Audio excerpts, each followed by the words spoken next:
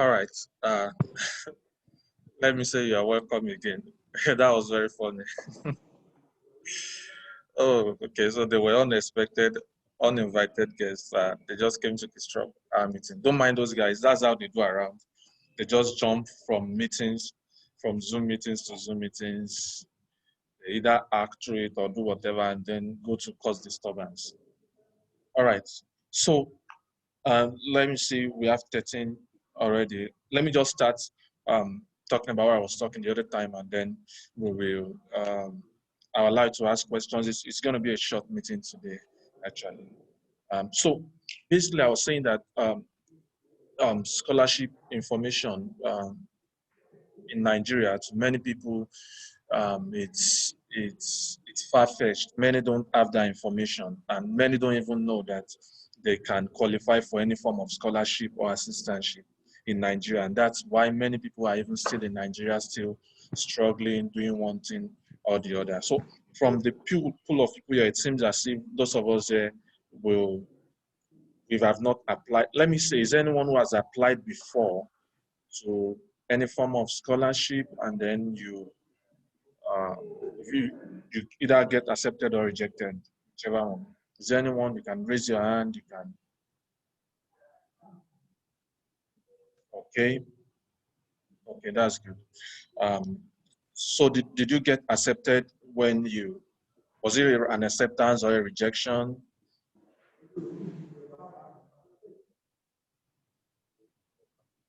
If you don't want to talk, you can use the chat button. You can unmute yourself.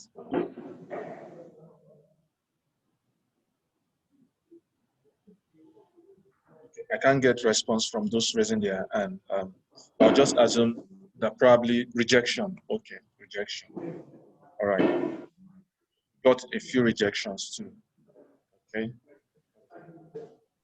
Um, so no problem. So now, when people apply for scholarships, okay, generally they just see one scholarship opening. You have some still pending for a reply. Let's hope um, you will get a positive response. Okay. So very many people apply. They just apply to scholarships randomly and then hope they get a positive response, which is not a bad thing. But one thing I've come to understand about assistantships in the US is that you pretty well you understand how the process goes, and then you can predict based on what you have done that to a large extent I should be accepted.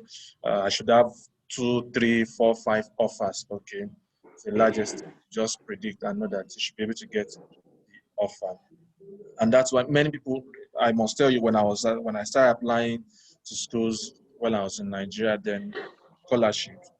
Okay, someone said you got accepted to universities, but no funding. Okay, and we come to that when you start asking the questions. So basically, when I was doing all those applications, then I was just throwing it. Oh, I'll just see, hey, Korea government scholarship, blah blah blah. So I'll just throw it. This scholarship, blah blah. I'll just throw it. That scholarship, I'll just throw it in, and then many of them were rejections. I got one from Italy then, which was an acceptance. I mean, it was something I really wanted to do, ICTP, and then eventually I didn't go, and I had to wait to do to go through the process of the US application. And one major reason why I didn't want to do the US process then was because I felt, this is a long process. I don't want to, you have to wait for like a year. You have to start preparing your application document. I didn't want to write any exam then. I didn't want to write TOEFL or whatever. But eventually I had to say, okay, let me just do it. And then I wrote the exams and then here I am. And I believe if many people have this understanding, very many people would have left Nigeria. Very many people are struggling to do stuff. You don't have funds to do your application, your research. You don't have funds to do your whatever, your project and all those stuff. And then you do something little because you don't have money. Or your professors, your lecturers are collecting money from you and they are using it to build houses. They do it very well. All our professors, most of our professors in Nigeria, they ask project students to contribute money. How many people experience that? They ask you to contribute money, and then they eventually it was the lecturer that used it. Even when they will publish the paper, your name was not in the paper.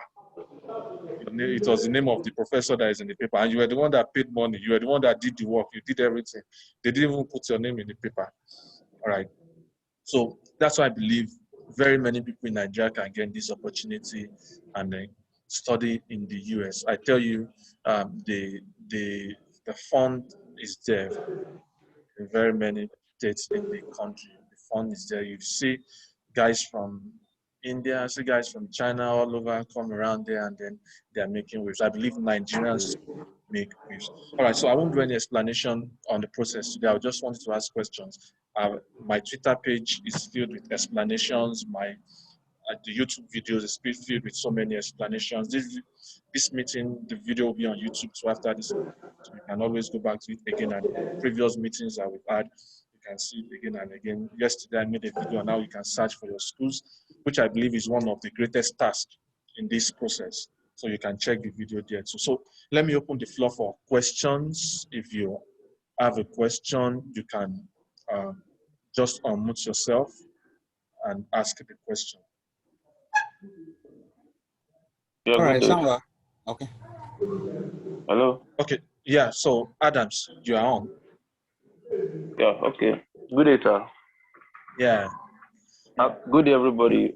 So I really thank you for this opportunity and this platform to help we young Nigerians for a better future.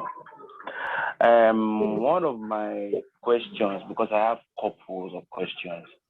Okay. One of my questions is, hello, sir, can you get me? Yeah, I can hear you. Sure. Okay. One of my questions is, I don't know if peradventure, in any case, you get an assistantship in your field of study, your master's or PhD, without tuition waiver, because there are actually some that gives assistantship, but they don't waive tuitions.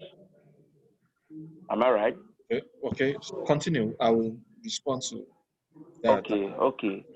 If you get an assistantship without tuition waiver, is it like you pay and you are admitted at the end of the day, you are admitted with your assistantship, but without waiving the tuition?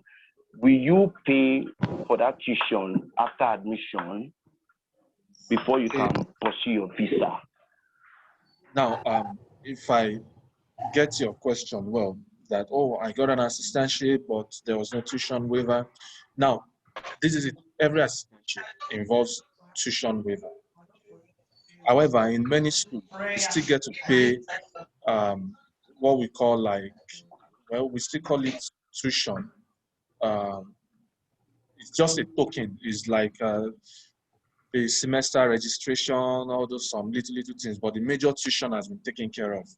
For example, I'm an assistantship, but every semester I still pay like maybe depending on the number of courses I'm doing, I still pay maybe $900 or $1,000, and then that will be deducted from my stipend every month or every 2 months, whichever way they want to do it. I pay it 6 times. There's a way they deduct it over time. Okay. So it's not like I'm paying the overall tuition. It's more like some little things. Nigeria too. When you have the major tuitions, there are so many things that make up your tuition fee. So maybe there's a part of it that they didn't waive, and then which we have to pay every. But it's a token. The assistantship involves tuition waiver. But I understand what you mean by the payment of that tuition. Just a token that you pay every semester.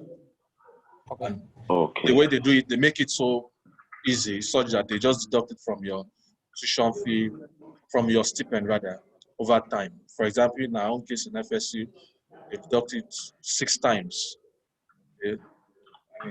900 or 1,000 divided by 6 is around $100 and something. So they just deduct it like 6 times during the semester. So that's just how it goes. All right. So okay, Rukayat. Okay, thank you, sir. Samba. Okay, yeah. Okay, this is Samson speaking. Yeah. Yeah. Okay. So I was trying to look at it from those. If you get an assistantship, for Yeah. instance, you have a family. You would like to travel with a family. Okay. Yeah.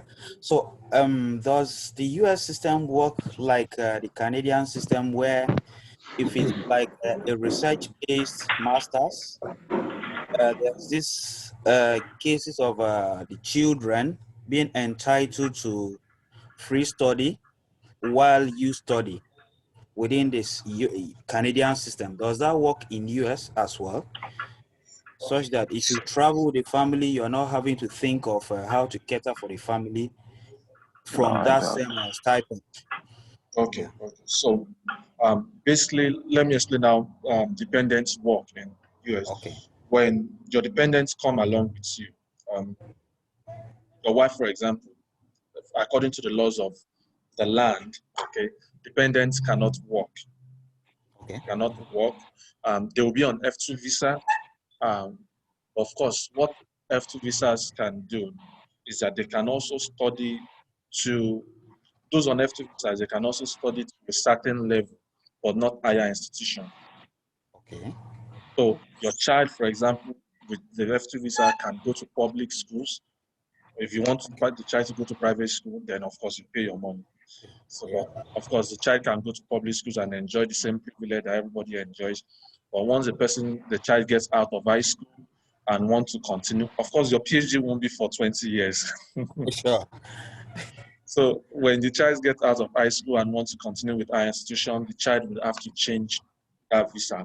Now, I have someone who I met recently on Twitter too. He's from which country again? One African, but I think Angola.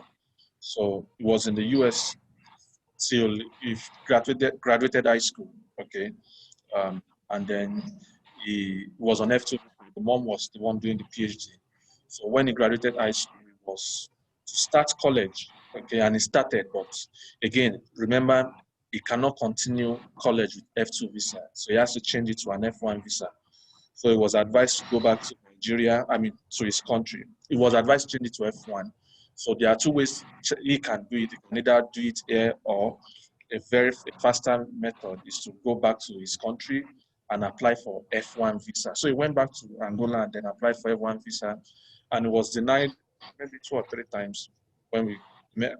Before we met, then we met and we discussed things, and was able to get his F1 visa, and now I think he should be back in the US to continue his spring semester. So F2, those on F2 visa can study to a certain level, Yeah. not college. You cannot go to college with your F2 visa. Okay. Okay, All right. Rukayat, I can see your hand there. Rukayat, you're raising your hand. You can ask a Oh, question. her hand has been up all this while. Oh, okay. Oh yeah. Let me help you So lower it. Oluwajoba, I can see your hand. Oluwajoba, do you want to ask a question? Yes, I want to ask a question. Good evening, sir. Good evening. All right, sir. Yeah, so my question is, for instance, I'm doing my master's presently. So now my master's should be through by July next year. So, and I want to apply for PhD so that I can resume by fall. So when is the right time to start I applying? thought And next year. yeah, by fall next year. So when is this right time to start consulting or contacting professors so as to get, mind you, before I get my certificate, it will be around September. So Around probably September. yeah, so probably my certificate will meet me in US. So how am I going to apply? Or if these people ask for my transcript and or for my masters, how am I going to, all those things like that? Okay, Thank you. so Thank you. I think basically one thing you should know is that even for fall 2022 or fall of any year, of course, resumption usually starts around August for most schools, last week of August, yeah, or early September. Have I seen schools that started in September? Most schools last week of August. So even at that, admission decisions come out around February, March, April. Okay, by April 15, everything must have been determined. Either you will accept the school or not. Okay. So that means the admission decision will for next year will come in latest April of next year. And that means, and many schools close the application page around January or February. That means you must have applied by January, February, the latest. So what this means is that if you are waiting for your master's certificate or your total results for your master's, you may not be able to apply. However, this is what can happen. US, basically, many people can apply with BSc and get it at the admission. In addition, you can tell them that you are, in your statement of purpose, that you are presently doing your master's, you are at an advanced stage of your master's program, okay, which will be ending so date. Okay, and then you can talk about the experience you've gained there, research experience.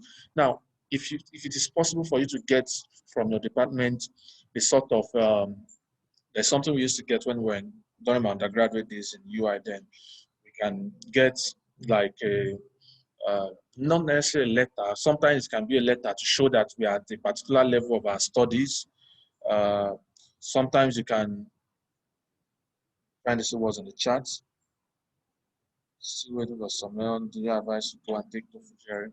Okay, I'll come to that. Now, you can get a letter from your department stating that you are an advanced level of your master's program, and then you can also get a departmental transcript. I don't know how many departments do that in different schools. I know my department and UI used to do that. You have a departmental transcript. I know I used it for some stuff then before my real transcript came out. So you can get a transcript that shows the level of the number of courses you've done and the one that should show the number of courses you should still do. Okay, you can use those ones during your applications. And those ones will also, that sort of letter or departmental transcript will help you to tell the admission committee that, okay, this guy is still running his master's. He has done this course, this course, this course. We are expecting him to do this course before he resumes. And then you should be qualified or whichever way they want to determine. And you should also be able to state your research that you are doing in your SOP for your master's, even though you've not finished. Okay, so many will ask something like that letter. They will ask for something like that letter. Some may ask for that departmental transcript. It's more like a progress report. Okay, it's not completed. It's not a complete transcript, but more like a progress report to know where you actually stand. So you can start applying. You can start contacting professors, telling them your messages that you are doing your master's presently. It's not a bad thing, but it should be done by so date, and then you expect to gain this experience, that experience. Okay, Chisom, you have a question. Hello, good evening. Good evening, Chisom. Okay, actually, I have two questions, but I would like to introduce myself. My name is Chisom, and I'm a student of University of Benin. I'm in the affiliated university here in Lagos, and I'm currently in my finals 400 level, studying biology education. So I've been carrying out lots of research, and I'm a bit confused at this point. I don't really know what to do. I recently applied for my international passport, and they told me to get back in a month's time, so it will be ready. But then I don't know what steps to take, and I'm in the affiliated university, so my result might not come out on time. So, okay.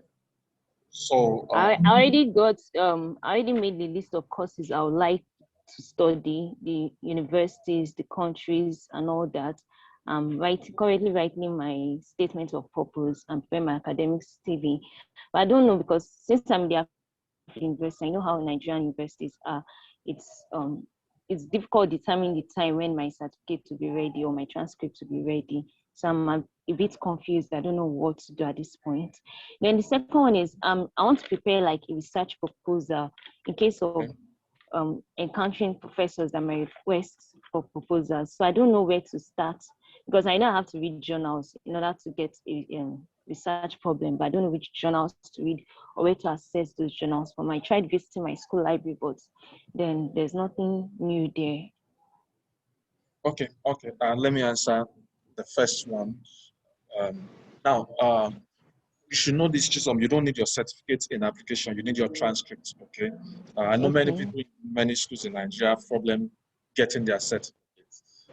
in UIT, we have the problem getting our certificate. But transcript is the major problem too for many people. So what you need is your transcript and your statement of purpose. You need letter of recommendations from your professors, from your lecturers. You need what else? Depending on your school or your department, GRE, TOEFL, or whatever they may be asking. All right. Now, concerning either you should write a proposal or not. Now, for US assistantship in US, you should know that you don't need proposal to apply. Okay? You don't need a proposal to apply. You don't need to write a research proposal. I know for some scholarship, I remember there's this Hong Kong scholarship.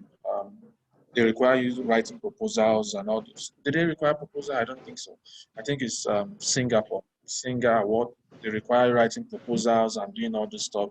Such students must have done some research in the area they want to go into. But in US, it's very possible to go even into areas you know nothing about. Just with interest, your passion, that fire burning in you, and then get accepted. So you don't, if you are targeting US majorly, and possibly Canada, I don't think they will require you to write. Okay, some professors may require you to write something like that in Canada, but in US, nobody will require you to write that type of research report. Okay? It's just about, but I still want to write it. But you still want to write it, that's fine. Yes, so how do I get access to journals and materials and all that? There's this site we used to use in Nigeria. I've forgotten, because we are not able, we in Nigeria are not able to pay for these journals when they ask for money. There's this Russian site, Open Access, I think it's open, Sign Up, thank you. So someone has put it in the chat there, you can check that site, Sign Up, thank you, Eugenia, and check it. You will be able to download, just copy the URL of this journal and then paste it there. That Sign Up will bring it out for you straight away. So sorry, one more question, please. So if I'm should I tailor the research to my home country or to the country that I'm applying to? Research for what? Like the research, should I tailor it like probably the study area to the country or to my own country? Well, it depends on the research, what field you are doing research on. For example, I know most research is public health. People direct it to Africa, they direct it to measles, blah, blah, blah. They direct it to some outbreaks in Africa, in Nigeria, lesser fever, blah, blah, blah. So, but for example, sorry, I just had to greet a friend. So, for example, in 1 minute, please. Okay, sorry for that. All right, so so it depends on what direction you want to tailor it to. For example, in my field now, nuclear physics, there is no way I can direct it to a particular country and say, oh, direct it towards Nigeria or direct it towards US. It's a general thing. It's very universal. So it still boils down to your field. But very many people, when it comes down to tailoring to one country or the other, many people still tailor it to their own country, especially those in the health field or those public health, blah, blah. Okay. Thank you very much. Did I answer your question? Good. Yes, you did. Thank you. All right. So, Udochi, I can see your hand there. You can ask your question. Good evening, sir. Good evening, everyone. So, yeah, I'm going to apply for like assistantship for January 2021. So I wanted to ask, is it possible that, okay, I make soap bars and all. So is it possible that while Sorry, you made what?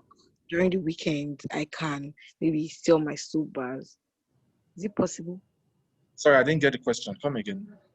Okay, yeah. About like assistantship, is it possible to merge it with like entrepreneurship where I make soap bars? So I'm trying to like during the weekends I'll probably make some soap bars to sell and like so that I'll be able to support myself. Is that possible? For study, right? What did you say, sorry?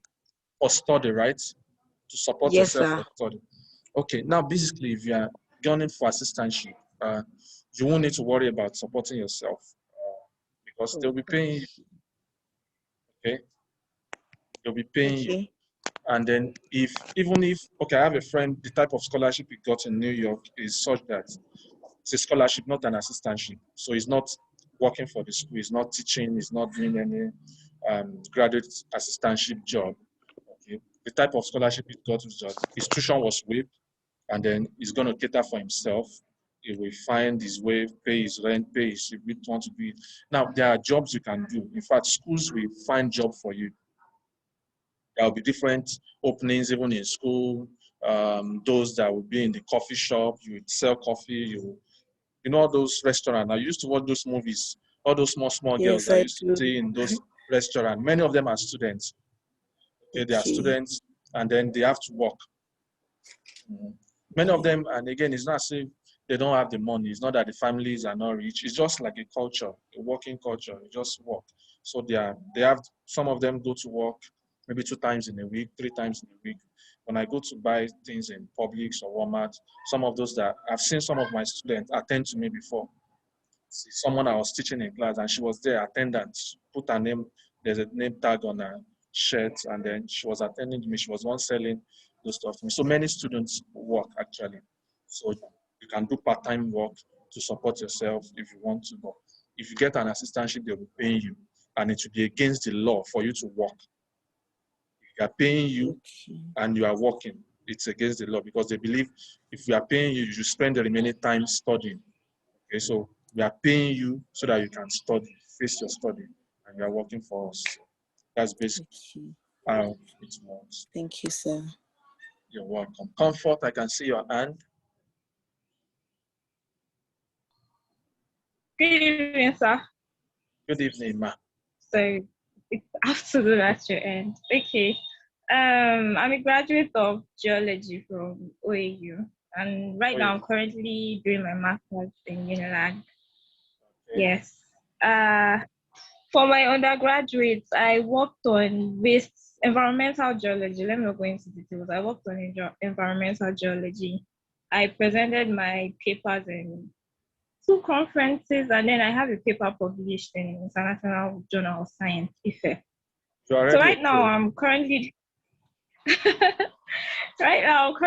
doing my master's, but in an entirely different field. I'm in Unilag right now, and then I'm studying petroleum geosciences and sedimentology.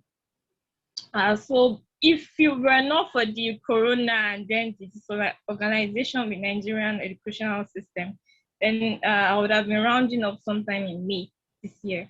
But right now, I'm still in my first semester of my MSc program, although I'll be done by mid next year. So I don't know, you posted assistantship for geology programs sometime this week, I guess.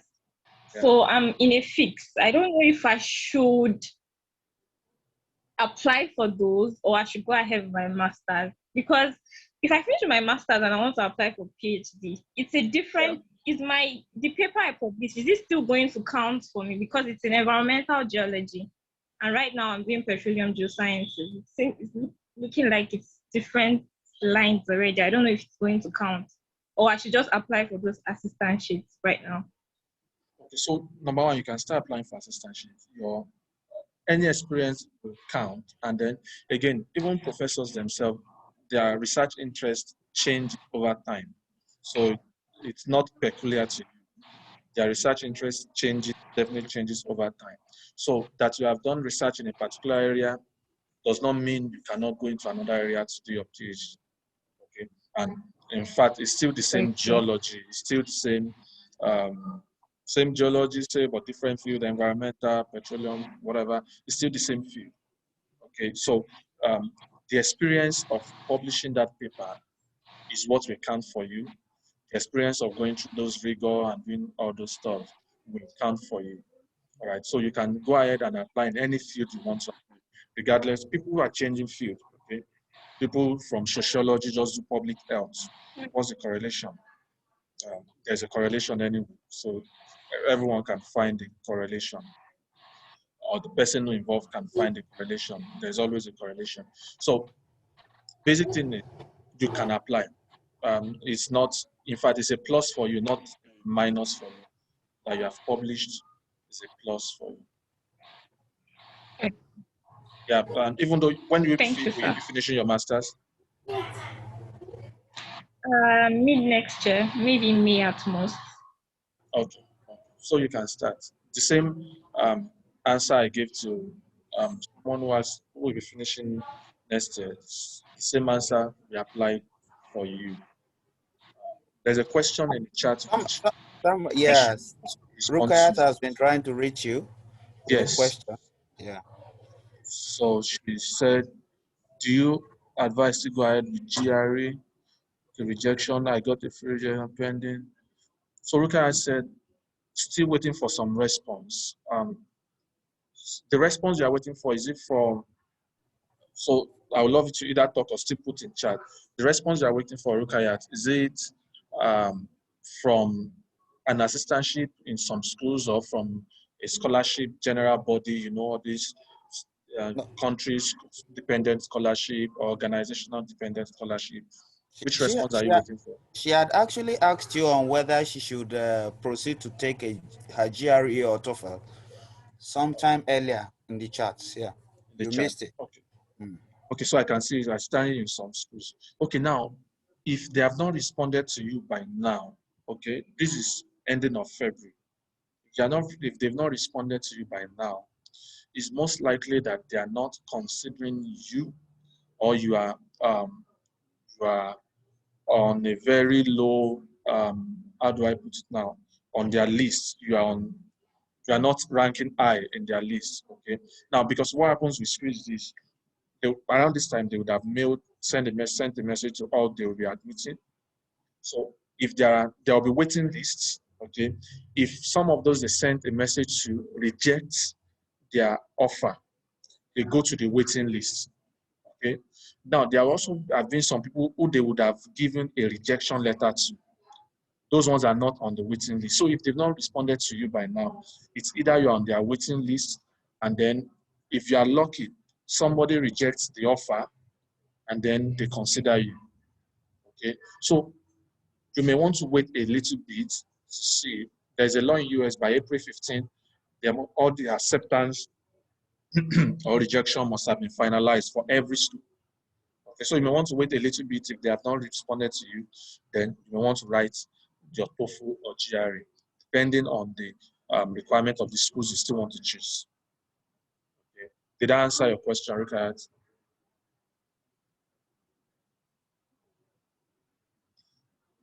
You just submitted application randomly. Okay, and let me address this too, random applications. Yeah, in US too, you should know that it is not compulsory you meet with an advisor, a potential advisor, before you submit applications.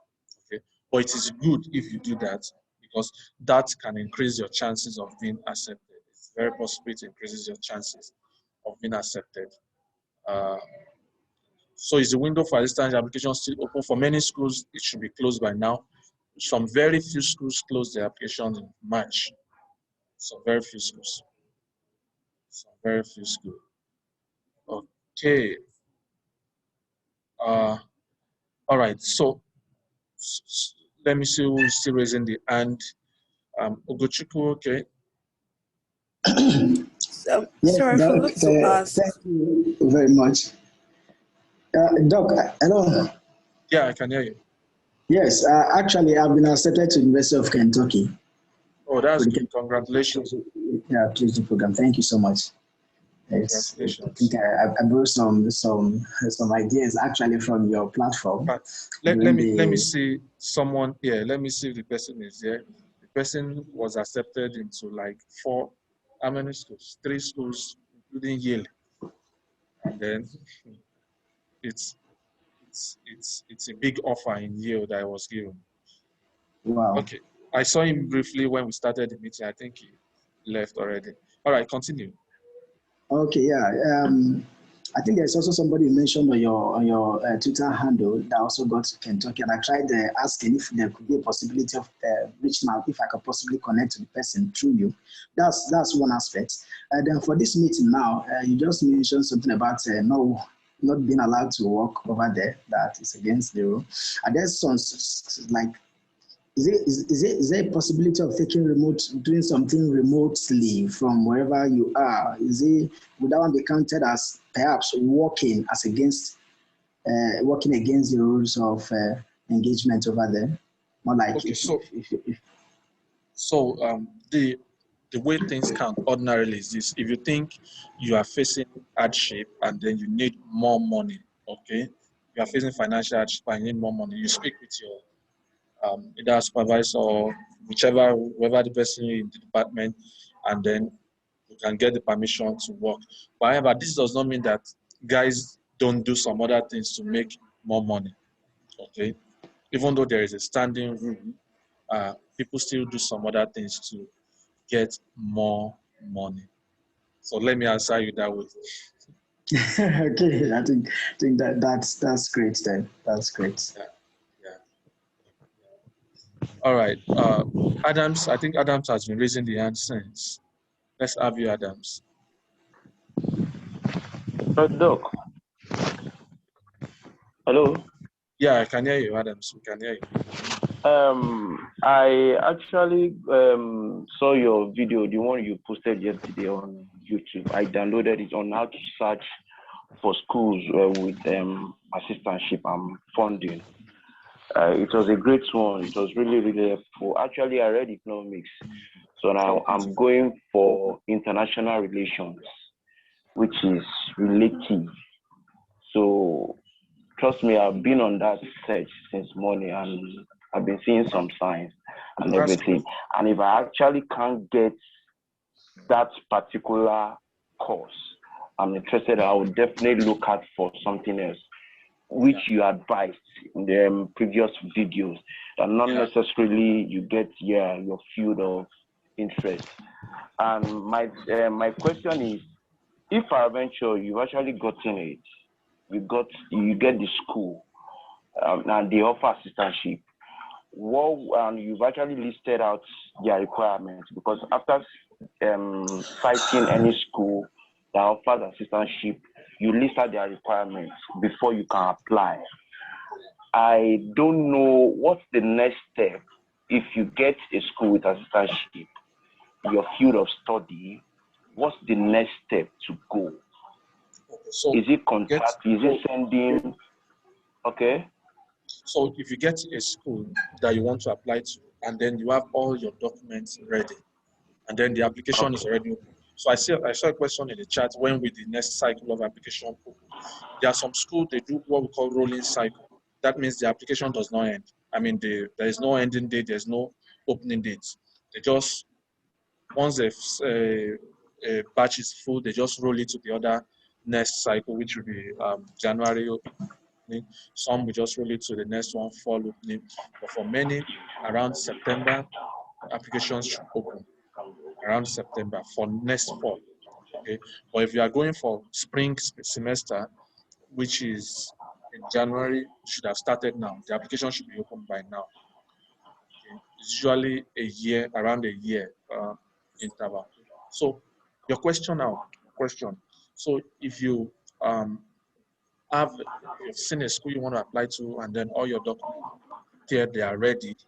Okay, now you should start applying, and at the same time you're contacting any professor you think you are interested in.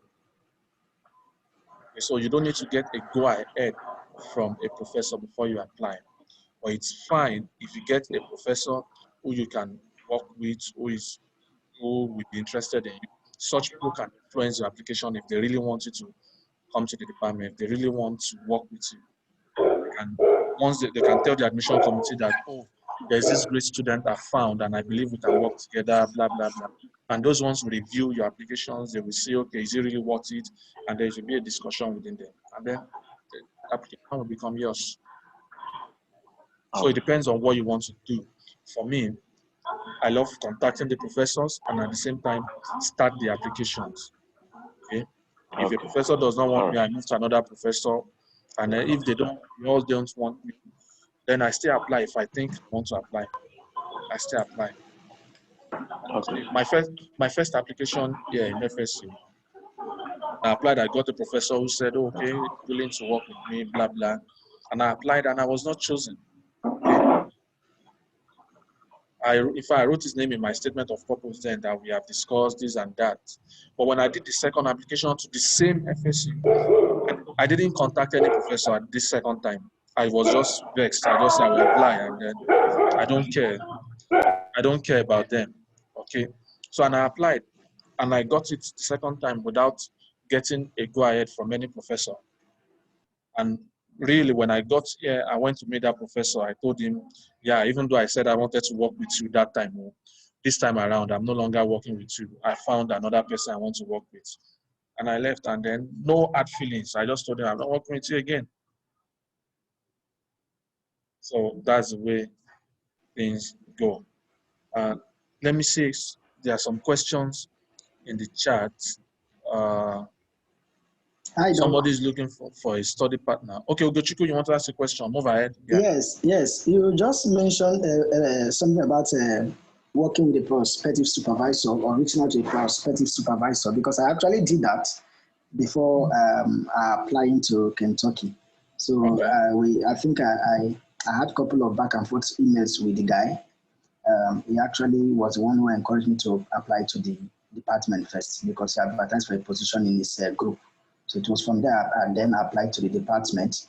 So, so I'm not asking, after getting this offer now, is it possible one can, along the line, maybe when you get in, is there a possibility of not even working with him anymore? Yeah, very Since well. I contacted him and spoke with him, and perhaps through him, because he was actually the one that also interviewed me. After like 4 or 5 days, I received the offer. So I know he had some quality words for me. He must have spoken for you, okay? Yeah. But if you think again that you are not able to work, you won't cope in that group, you can opt out. Yeah, it will be painful to the professor, but see, they don't take it as this person was what now. They don't take it that this person disappointed or this person has done something bad, because it's you, it's your life, right? So if you think you can't cope, you can actually, when you get there, say, okay, you are not able to do this because of this reason, and then you found a better research you think you want to go into. So that's very, very possible. But if you love the research, why not continue with it? You'll be happy that you brought someone over. You'll be happy. Professors are constantly looking for students, actually. And of course, I think I would enjoy what the guy is doing. He's working on. It's actually in my area, so I still have strong connection with what he's doing in his lab. So I still have that strong feelings that I will work with him. So why I decided not to work again with these guys? I mean, I didn't contact him the second time. I didn't really say get the permission of go ahead from him. The department chose me, and when I got in there, I saw him. I said, "Oh, I contacted you this time, but see, I'm thinking. I'm not sure I'll work with you, but I'm still thinking. I don't know what I want to do." And then I listened to. There's something that US they do for what do you call it? First year student. They allow you to either go through many labs to determine which one you want to choose. They allow you to go through lab rotation. Lab rotation. They allow you to do that, and then to choose to decide which one you want to choose. And then here they can also organize seminars. Each professor will come, tell you what they are doing, tell you, oh, we have offer, we have funding, come to our lab, we will fund you, you won't see again, you'll be on RA, your salary will increase. I mean, they start trying to woo students to themselves. They come around, each professor will advertise what they have, and then it was during one of those advertisements that I saw the person I was working with. And after the seminar, I went to meet the prof and told her, okay, this is, I want to work with her, and we've been together since that time. Okay. I can see your hand. Yes. Good afternoon. Yeah, good afternoon. Please, before I start, I would want you to take time with me because I stammer. So please, okay, kindly bear with me. So Okay. I am a Oluwaseun. I have a BSc degree in microbiology, Okay. and I am presently doing my master's in India, not in Nigeria. I'm almost through. I'm doing clinic, clinic, clinical research. So in regards to my BSc, I have a low tutu. Yes, I don't Okay. have a strong tutu. Yes, but my master's degree, I have, though I've not completed it, I'm going to be through in the next 4 months. But of course, I have a strong GPA. So I Okay. have done my SOP. I have written my CV, and my most of the letters which I sent to some supervisors, they were reviewed by scholars like you and others. You know, there are so many scholars on Twitter like Yeah. you and others. So they were perfectly done and reviewed by you guys. Even last year, I applied to University of Pennsylvania, but I wasn't accepted. So, um, firstly, I want to ask, between IELTS or GRE, which is more important? That is, which should I opt for? Like, which of them should I sit for? And then, secondly, I want to ask that, is it possible to apply away from your home country? Remember, I told you I'm not currently in Nigeria. I'm in India. India. Okay. Yes, So almost done with my mas- masters. And then so in regards to my BSc's CGPA, which is not strong, so I want to ask, can my master's CGPA cover for. complement for, yeah, yeah. So So those first are the two. question: how is your research experience? Yes, I did my BSc degree. I did my project on bacterial activities of So Titania so diversity. you can really say that you can point out to some research experience that you really have, and then uh, Actually, I'm sorry to interrupt. Actually, I've written so many letters, I've written so many letters to hundreds of supervisors, and I've mentioned my research experience according to using the formats in which scholars like you, scholars like Dr. Olumuyiwa yeah. and D1, yeah. So I've using their format, but most times I don't get a response, and then sometimes I get response, and what they say is, oh, they are not accepting, or oh, their research interest and mine is not um this the same. Okay. Now, number one, I don't see your BSc GP as a factor. Okay.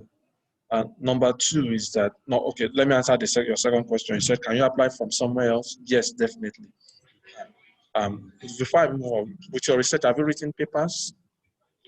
I no, no, Okay. but actually I've been trying to publish my BSc projects. Some parts of it I've been trying to publish it, but I'm not done with it.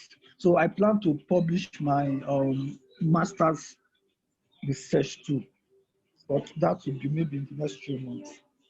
So, of course, you can include all those, even if you've not published it and you're in the process of doing that, you can include it in your either letter or SOP or whichever.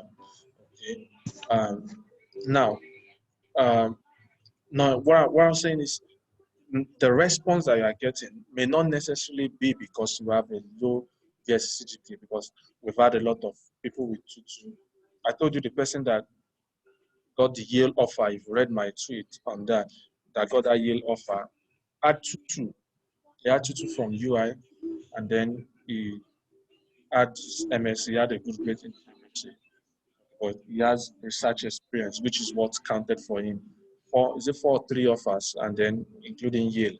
So you know what it takes to get into Yale now. Those professors were speaking for him. They were telling him they wanted him. They were so eager to have him. That tutu is nothing to them. So far you've had that research experience. So far you've had that experience. What I advise you, remember I said it is possible to apply to schools even if you didn't get a go ahead from a professor. Okay? Because it's possible, yeah, to apply even if you didn't get a go ahead with the professor. Don't wait until you get a go ahead before you apply. They are not the one who will determine they are not the one who will, what's the word now? Who will give you you are not getting a permission from them. Okay. You're not getting a permission. It's good to have them, okay, because they can influence the decision, the outcome eventually. But it's not like you're getting a permission from them. You can still apply, and the graduate committee will still see what you are made of, the stuff you are made of. And then another thing is, again, is this. You want to write to them about the research they are doing, not your research interest should align, should be what they are doing. Okay. For example, I can't be doing nuclear structure now, and somebody who is interested in. Actually, I do that often. Okay. So I do that often. Anytime I'm writing to them, I make sure that. Yeah. And then again, you will not give up. You will not stop giving up. Okay. And when you are applying, when you are choosing, looking at schools to throw your applications to, don't let all those schools to be the top schools. Okay.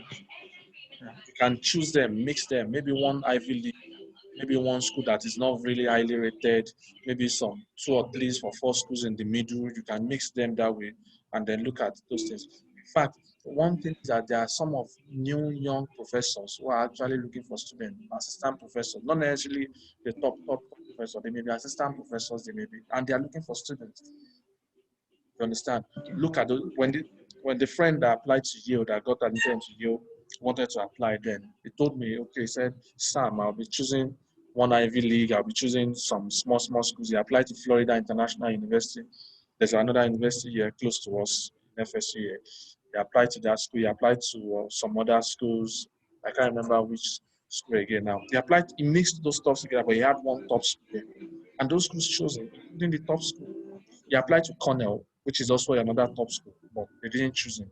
Even though they gave him application fee waiver, they gave him many, I think, application fee waiver and some other waivers, but they didn't choose him eventually. But he got one of the top schools. So try and mix it that way, top school, low school, mix it together.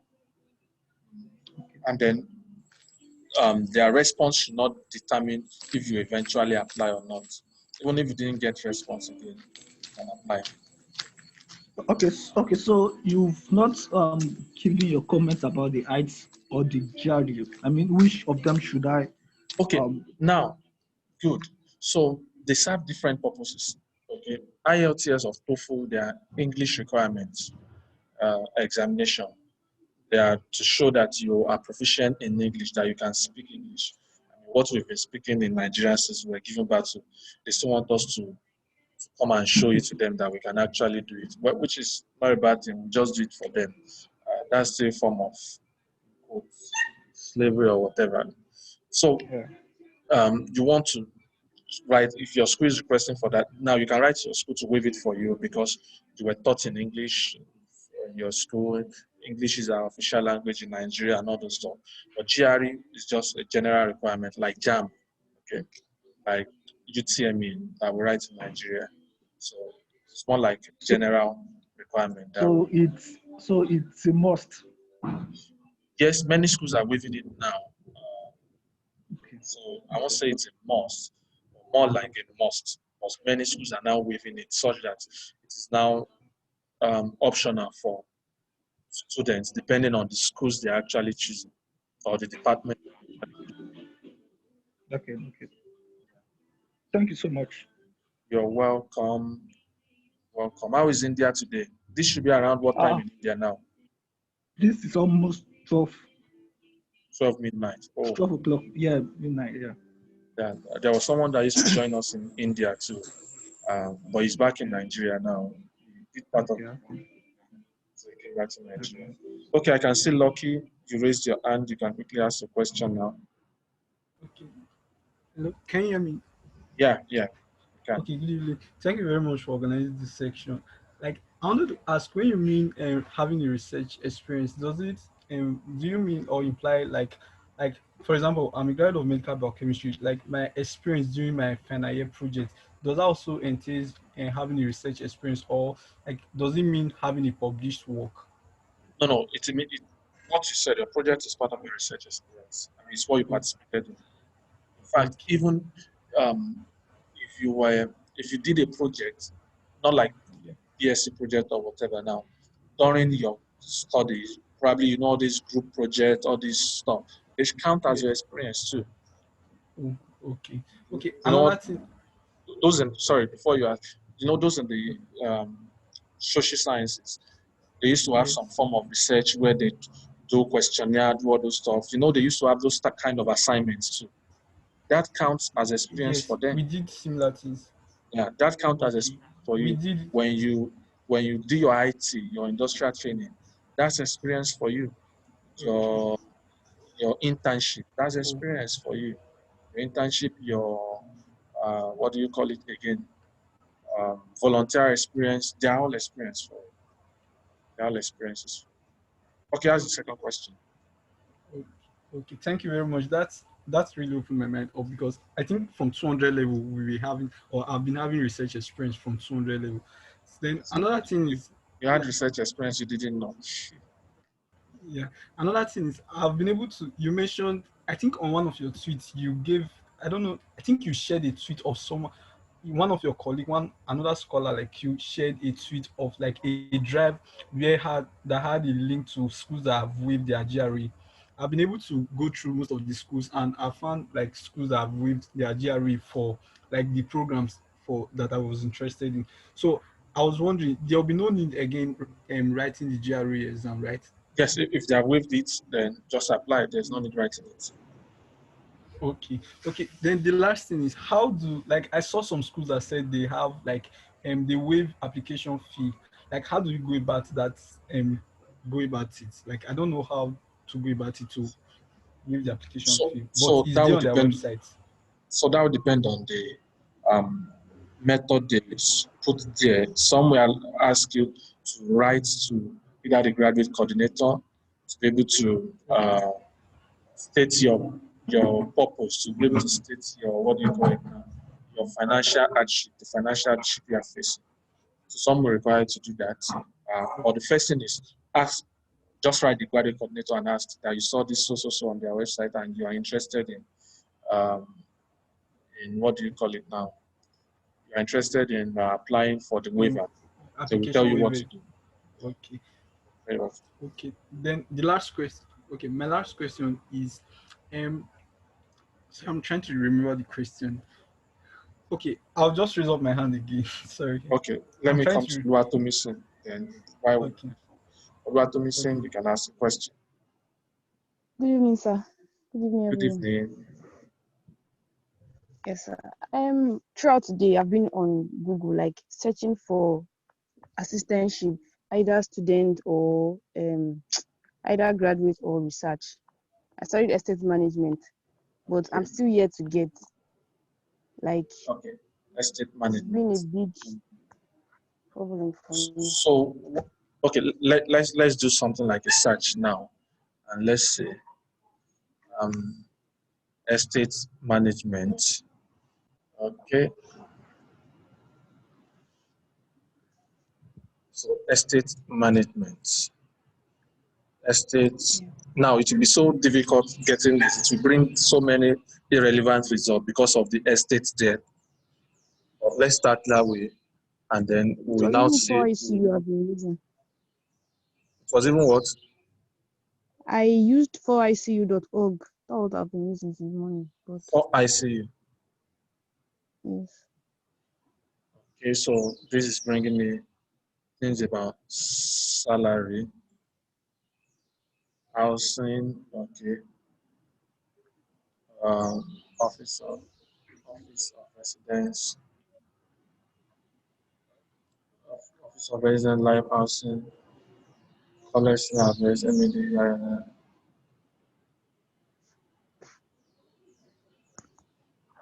okay. School of Management. Now, estate management should be part of School of Management. What do you think? And they are related, but it's like business management. That's what I'm going to Okay, say. this one Business is like management. business management. Management is like Yes. business management. Okay. So what do you think should be related to estate management? Like property management, real estate, or Okay, what anything other thing? related. Yeah, like a course, a department. Facility Let's use that word. management. Yes. Mhm. Under what department do you think it should be? Science and technology or social sciences, because it varies among universities. What of project management? Let's see if we see something on project management.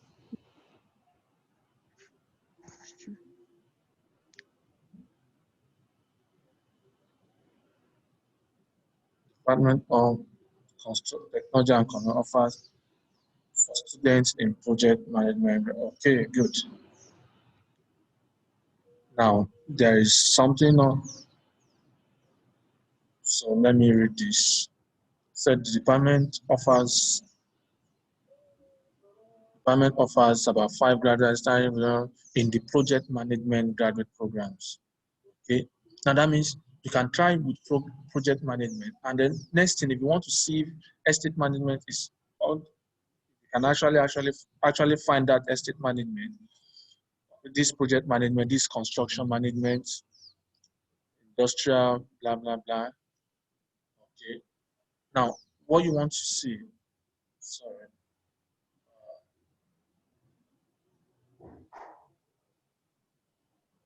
So you want to look at what each professor is doing or their current research.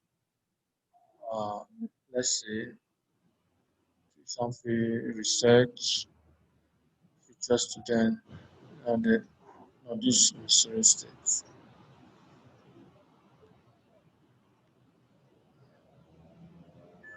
Department of this.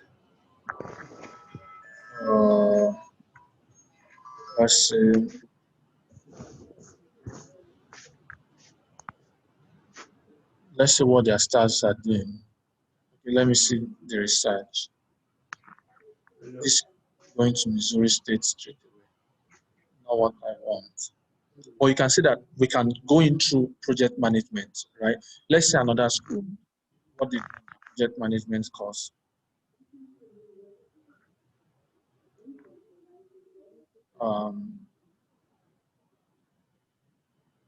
This is Department of Technology. Not what we're looking for. Okay. Project management. So in fact, I think what you will really need to go through is project management. Okay. I mean, estate management should be an offset of project management, if I'm correct. Yeah, it is. It is. Yeah. So that's what you really need to go through. And then once you get to their what do you call it now? The site, and check the professors and see what they are actually doing. You see, sometimes when you can't get it straight away when you're writing estate management, for example, just go through something related, something which is which your course is like a subset for, just find it there. Okay. Does that answer your question? Yes, second question, sir. Okay. Yes, it does. I've been sending mails to supervisors. They don't reply. I don't know. I published my project already. My undergraduate thesis has been published. I insert it in the mails I write to them, but I don't know. No answers are forthcoming at all. And I even sent reminder mails to them, but no answer from them. So when have you started? What When did you exactly start am I writing? not doing? When did you start writing to them? Like how long have you? Don't stop. Okay, and remember, like I said, many of them are so busy. Some they may just it may have to do with current research alignment, or fund. Many don't even have funds. Okay, and some. So I will tell you the response you get from some of those profs will be that the application, the process is there on the website. Just follow the process and apply. So many of them have that mindset too. That just apply.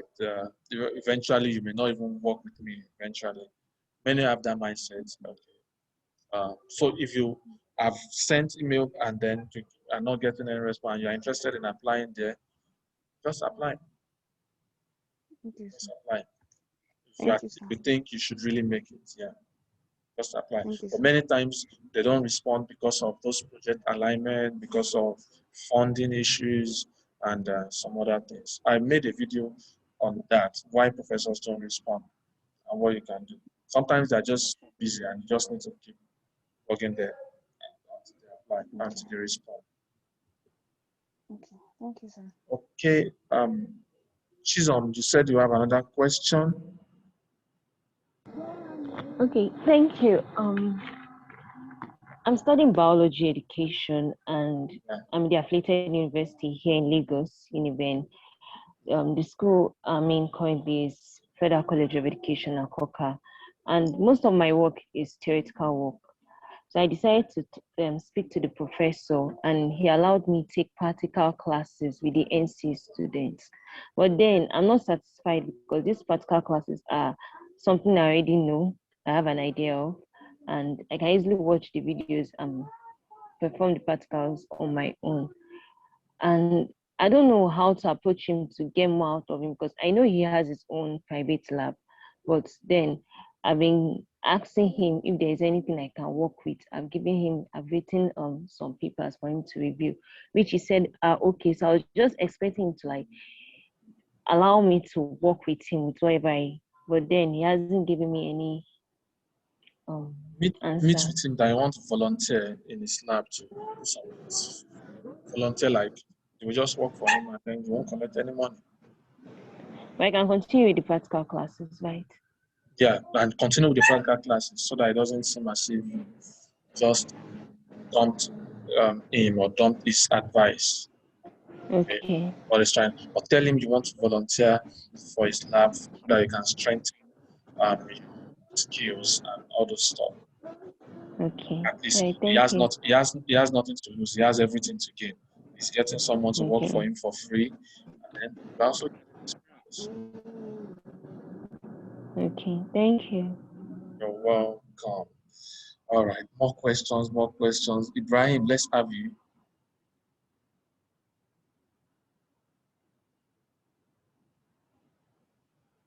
Okay. Ibrahim, can you hear us? If not, let me see.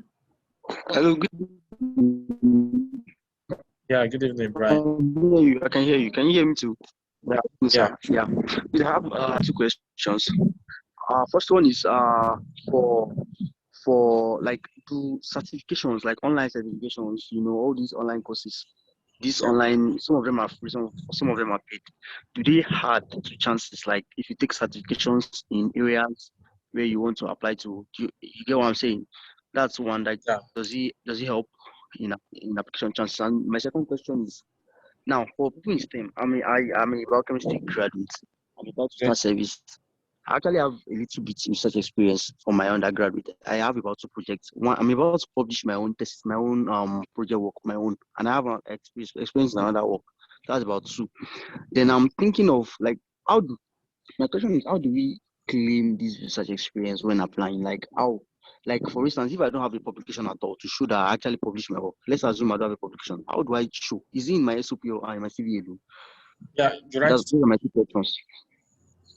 Show it in your SOP that you actually did what you did and when. What was it about? You show it in your SOP and All what you right, so actually did. What's the first question again? I just forgot. I was asking about certifications, online certifications. Yeah, actually they do if you gain experience from it. The experience you gain from it is what actually matters, not necessarily the certificate. Yeah. So stating it and stating what you have done with it. Maybe Yeah. you learned how to use all these programming codes and talk Yeah. about projects you built with it. Yeah. Projects you did with it, yeah. So they help in that Uh, one. I understand, sir. Thank you, sir. I'm good. Lucky, do you remember the question? Yeah, I remember the question. The question was like, when I searched some schools, one of them were like, I should send my I can send, right during the application, I can use unofficial transcript. So I was wondering like what they mean by unofficial transcript. And then they said, once you get the application, then you cannot use the official transcript. So unofficial definitely is the one you get like a student copy that is given to you. And then you can always Okay. complete it whenever you want. But the official will have to be sent by the school, by your own school, straight directly to where you're applying to. Okay. So Okay. that's Thank the you very much. official Okay. transcript.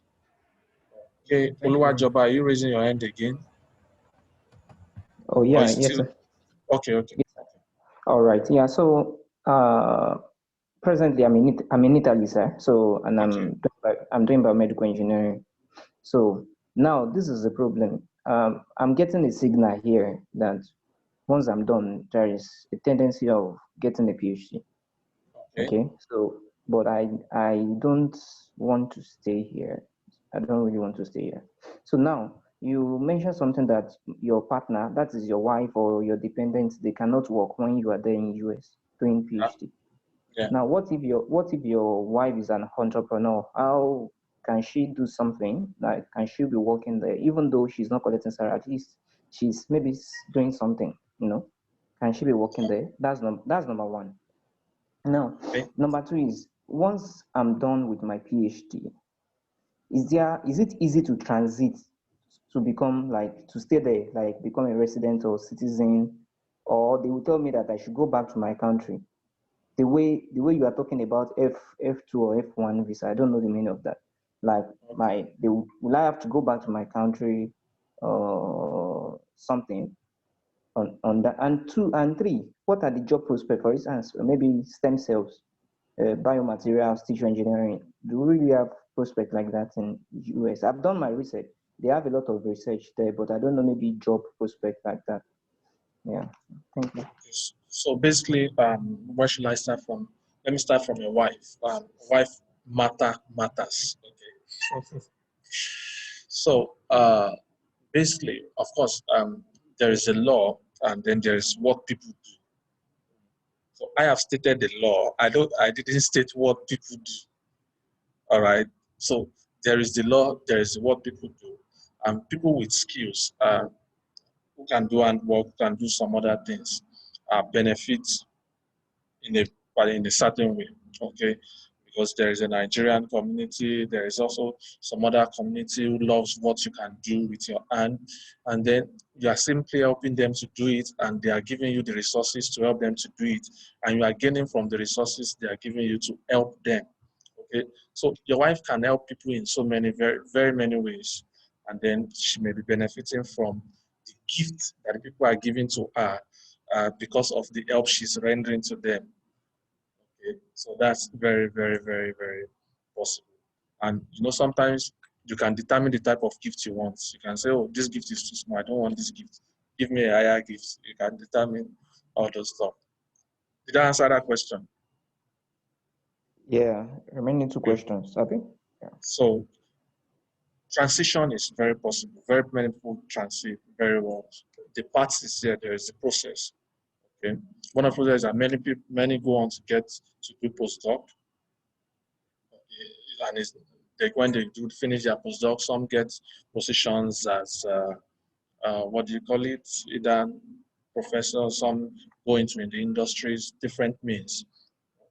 And then there is the process whereby even the company you are working it can help you to facilitate some of these documents you need for your stay. So people go through different routes. Very many people. No, it's not that they will say, "Oh yeah, you don't finish. So maybe so now go back to where you have come from." No, it's not like that. So very many people do the transition very well, and it's clean and fine. So it's not like they will send you out. And then the job prospect is there. No fears. The job prospect is there. Oh, all right. So, sir, what of when you're addressing the professor for the first time, are you going to And then request for financial let me support? talk about the PhD that you said might be open for you uniquely. Don't reject it, okay? Let it be there as a backup plan. Because even you can actually continue PhD and still apply. I know someone who is almost done with his PhD in Nigeria and applied and got offer. And then we be having double PhD now. So we defend his PhD in Nigeria, maybe through via Zoom or whatever. And then we start his PhD here this fall. Okay. And he was even able to get to that even strengthened his application because he has started a PhD already. And then he's applying to another PhD. So he didn't have anything to lose. I know a lecturer in Nigeria, he applied. He already has a PhD. So he's been doing research already. Now he applied. What could they ask him? What research did I want to ask him, but I can't present? I mean, what he presented people and did all those stuff, and he gets admitted there again, and I started his PhD again. So don't stop, don't reject that offer, but working towards this one. So as you are doing that one, be doing this one, and then once this one clicks, then you leave. So you were asking another question. Yeah, thank you very much. Yeah, you've actually answered all the questions. Now, when you are contacting the professor for the first time, are you just going to talk about his research area, what you've read about his papers, his interest? Are you going to ask him about financial support like graduate research, or you not ask him? I don't know. Okay, so number one, it depends. If from the site, some professors make adverts, okay, and they tell you what they want, what they are looking for, and tell you what will be paid. All right, that's already settled. And number two is this: every professor knows that if they take you as their students, they will be in some way responsible for what you'll be getting. Okay, so many of them consider that before they respond to you. If they don't have funds, they will not respond positively. They may tell you they are not able to take up students for now because they don't have funding. I remember when I was contacting some profs in South Africa then before leaving Nigeria, one of them wrote to me that, okay, he doesn't have a personal fund, but if I'm willing, there'll be a fund from the school or the government or something like that to fund me for some part, and that we have to use my money for some other things, meaning that I won't have to pay school fees, I won't worry about those stuff, but I may have to cater for my own living expenses. Okay, but it does not have a fund where it will be giving me a monthly stipend, something like that. So many professors, when they want to respond to you, they have that at the back of their mind that if I take in these students, that's a responsibility, including funding. Now, if they don't have fund and they are interested in you, of course, there will be fund from the department, right? There will be fund from the department which they can recommend you for.